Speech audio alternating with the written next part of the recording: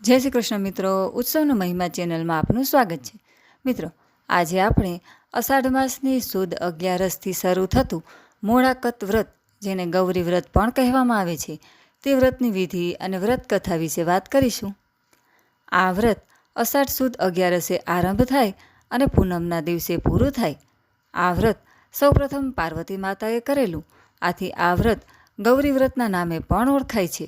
વ્રત કરનારે જાગરણ કરવું, ગરબા ગાવા.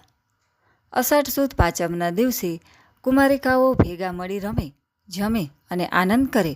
તેઓ નવા નવા વસ્ત્રો પહેરી બાગ બગીચામાં ફરે છે. વાંસની ટોપલીઓમાં છાણિયું ખાતર નાખી તેમાં ઘઉં, જવ, તુવેર, ડાંગર, જાર, તલ અને ચોળા એમ 7 ધાન વાવી ઉછેરે. એ ટોપલાઓ એક પાટલા પર મૂકી અબીલ ગુલાલથી પૂજા કરે, ધૂપ દીપ કરે, જારના સાઠાથી ખેતર ખેડે. આમ અષાઢ સુદ 11થી પૂનમ સુધી ઝવેરાની પૂજા કરે, ખેતર ખેડે. કુંવારિકાઓ એ દિવસો દરમિયાન મોડું ખાય, સૂકો મેવો, શ્રીખંડ, પૂરી કે દૂધનો હલવો ખાય. ઝવેરા ધીરે ધીરે મોટા થાય, વધતા જાય. 11ના દિવસે કુંવારિકાઓ ભેગા મળીને જારના સાઠાનું દાંતણ કરી ગીતો ગાતા ગાતા નદીએ નાહવા જાય.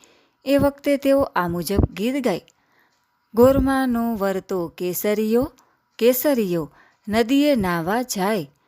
ગોરમા ગોરમા બારી ઉઘાડો ને, ગોરમાનો વરતો કેસરીયો. આવી તમે પંથ પૂજારણ ગોરમાનો, પંથ પૂજારીમાં કઈ બેન ભલા ગોરમાનો. વાંકા અંબોડાને ઘુઘરિયા ચૂડા ગોરમાનો, ઘુઘરિયા ચૂડા જે સિંદૂરના સેથા ગોરમાનો.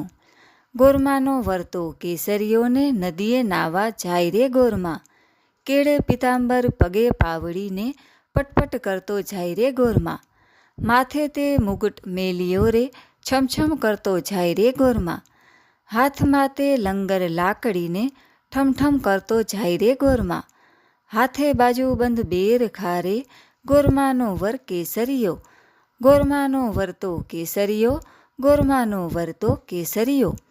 છેલ્લા દિવસે એટલે કે પૂનમના દિવસે રાત્રે જાગરણ કરે, માની સ્તુતિ, ગરબા વગેરે ગાય.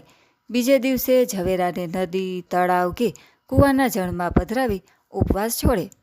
મનગમતો ફરથાર મેળવવા કુંવારિકા આ વ્રત અવશ્ય કરે. બોલો ઓમ નમઃ શિવાય. અને સર્વે ભક્તોને મારા જય શ્રી કૃષ્ણ.